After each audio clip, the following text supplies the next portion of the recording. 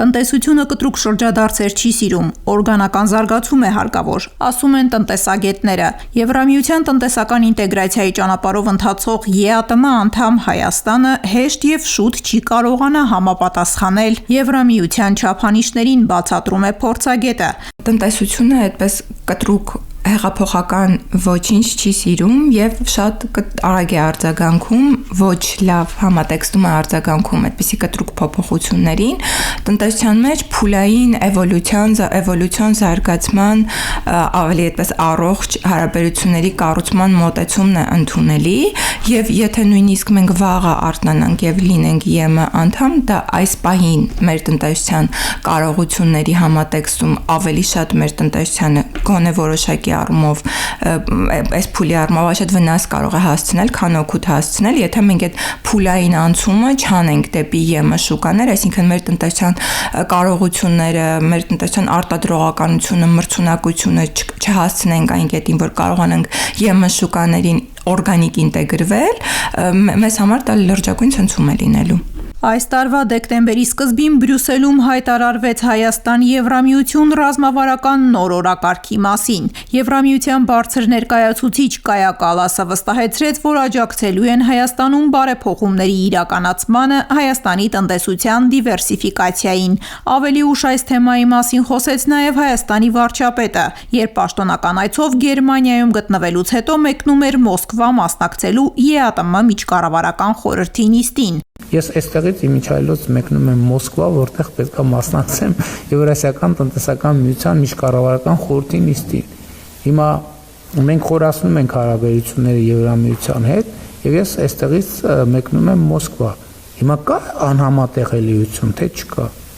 Եթե ակնհայտորեն չկա, որովհետեւ երկուսն էլ իրականության մեջ տեղի է ունենում։ Երբ որ կգա այն կետը, որ մենք հասկանանք կա անհամատեղելիություն, այդ ժամանակ որոշում կմտածենք, ինչ որոշում կայացնենք։ ԵԱՏՄ եւ Եվրամիության տնտեսական հարաբերությունների զարգացման համատեքստում Հայաստանի առջև ծառացած մարտահրավերներն ու առկա հնարավորությունները հասկանալու համար թերևս պետք է որոշ թվերով ներկայացնել պատկերն ու վերհիշել, որ դեռ 2010 թվականին Հայաստանի ու Եվրամիության միջև ընթանում էին ասոցացման համաձայնագրի շուրջ բանակցություններ։ Դրանք ներառում էին նաև խորը եւ համապարփակ ազատ առևտրի գոտու ստեղծում։ 2013 թվականի սեպտեմբերի 3-ին սակայն Հայաստանը կտրուկ շրջադարձ կատարեց դեպի Եվրասիական մաքսային միություն, հետագայում էլ ԵԱՏՄ։ Այսպիսով ըստ էության դադարեցվեց եվրաինտեգրման գործընթացը։ 2015 թվականի սկզբին Հայաստանը պաշտոնապես դարձավ ԵԱՏՄ-ի իրավանդամ եւ մուտք ստացավ միասնական մաքսային տարածք։ 2 տարի անց Եվրամիության հետ ստորագրվեց համապարփակ եւ ընդլայնված գործընկերության համաձայնագիրը, որը հնարավորություն տվեց համագործակցելու շուրջ 30 ոլորտում։ Հայաստանը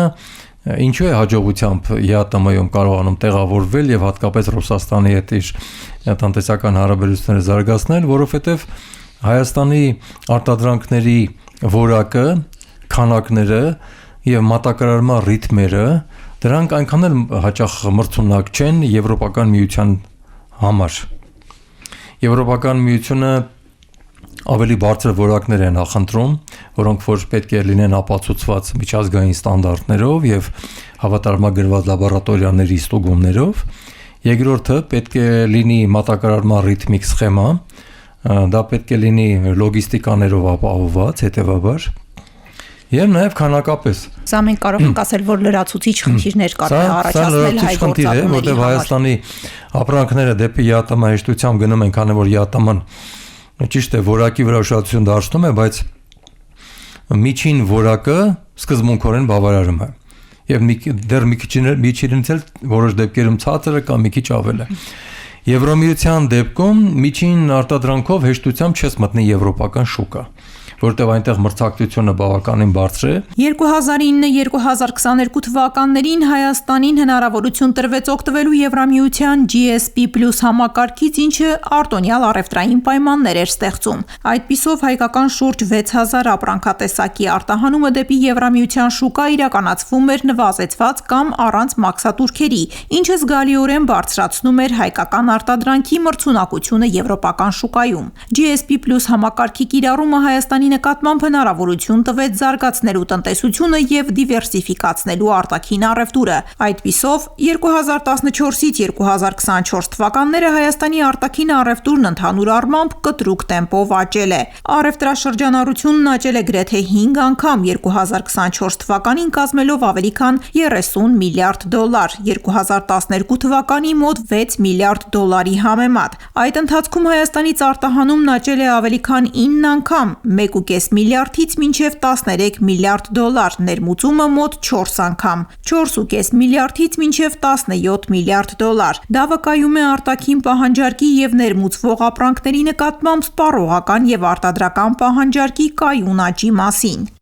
Եթե համեմատենք 2014-2024 թվականի մեր ապրանքաշրջանառությունը ընդհանուր առմամբ, այստեղ դրական ազդակներ կարող ենք արձանագրել, որովհետև մեր արտահանումը մոտ 9 անգամ է աճել, իսկ ներմուծումը 4 անգամ է աճել, եւ մենակ 2024 թվականին ամփոփ մեր ապրանքաշրջանառությունը 30.2 միլիարդ ԱՄՆ դոլար է կազմել,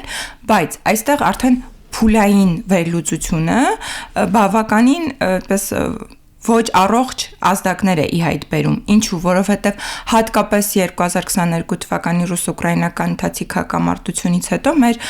առևտրի ինչպես ապրանքային, այնպես էլ աշխարհագրական կառուցվածքը բավականին լուրջ փոփոխությունների ենթարկվեց։ 2014-ից 2020 թվականներին արտահանման եւ ներմուծման ցուցանիշները փոփոխվել են համեմատաբար դանդաղ տեմպերով, սակայն 2021 թվականից հետո երկու ուղղություններով էլ արձանագրվել է կտրուկ աճ։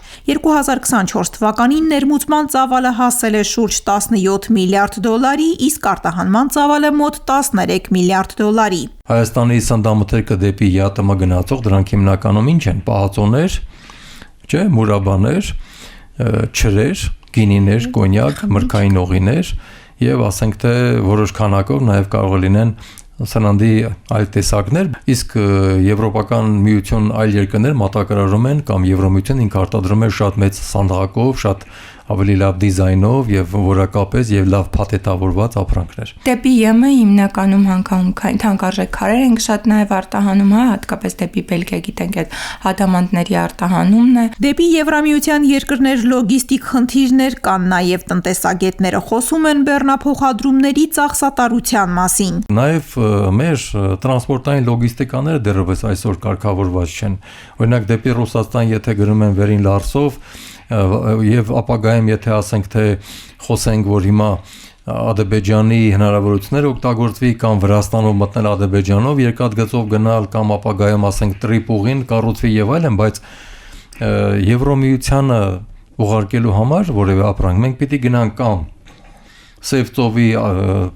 նավանգիցներից օգտվենք վրացական, այնտեղից դեպի Թուրքիա, Թուրքիայից դեպի Եվրոմիություն կամ ավտոտրանսպորտով պետք է գնան ուրեմն Թուրքիայի տարածքով մտնեն Եվրոպա կամ պիտի գնան Ռուսաստանի տարածքով այնուհետև դեպի Ուկրաինայով կամ Բելարուսով փորձել մտնել Եվրոպա։ Բավականին երկար է ստացվում եւ ծախսատար է։ Եվ նաեւ սանկցիաների պատճառով ոչ միշտ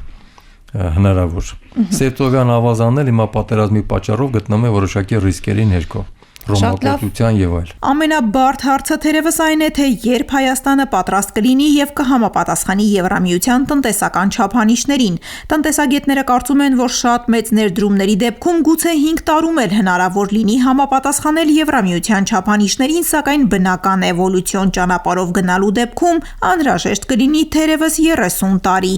Աննա Նազարյան, Ռադիոլուր։